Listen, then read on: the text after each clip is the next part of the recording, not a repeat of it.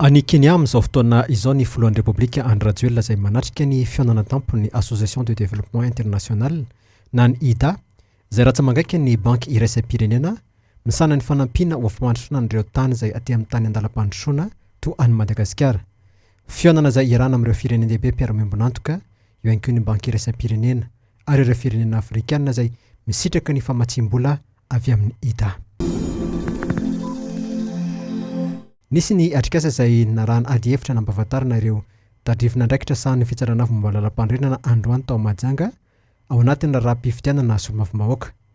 Ny mpanolontsaina avy momba lalam-pandrenana notron'ireo tompona raiki-panjakana ao toerana ary ny mpiara-miombonantoka moa no nitarika ity fotoana ity izay nananasany ny fitsarana fomba lalam-pandrenana ireo kandida izay milatsaka ho fidiana solomavim-bahoaka eo ihany koa ny solon-tenam-panjakana, ny fiarahamonim-pirenena, ireo ray aman-dreny sy ireo mpisihatra maro ao anatin'ny raharaham-pifidianana.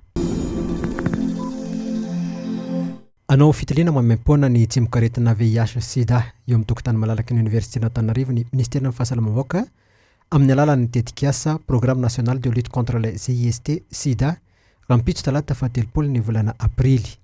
Hetsika izay natao iadina amin'ny fianaky ny tsimon-karetina VIH sida izao tanterahina izao. Ankoatra ny fitiliana dia izy ihany koa ny fanahitana sy torohevitra maro samihafa izay ho tanterahana eny an-toerana. Efa mihoatra ny apatelo ny asa fanarena ny lalam-pirenena fahatelo ambin'ny folo no efa vita ankehitriny raha ny nambaran'ny ministera ny asa vaventy. Taorian'ny fijitena tany toerana izay nataon'ny minisitra tamin'ny fiaran'ny herinandro teo no nanambarany ministera fa hatramin'ny 7 kilometatra ny lalana efa vita terrassement ary 7 kilometatra mery no efa voarakotra tara amin'izao fotoana izao. Efa vita ao anatin'ny adiny roa ny lalana Ambovimbe Taolagnaro amin'izao fotoana izao raha nandinina hatramin'ny adiny 5 izany teo aloha ho iatran'ny ministera ny asa vaventy.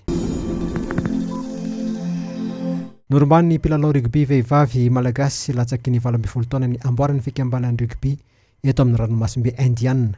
Lavon'ny ekipa malagasy tamin'ny 25 ny ekipa maorisiana teo amin'ny lalao fanamaranana. Mitana larana faharoa kosa ny mpilalao rugby lehilahy latsaky ny 20 taona rehefa resy ny ekipa Vatsy Larguenon tamin'ny 17 tamin'ny lalao famaranana. Tao amin'ny kianja Casabona tao amin'ny Nosy La Réunion Nosy efatra moa no andrainjara dia i La Réunion, Madagasikara, Maurice ary Mayotte.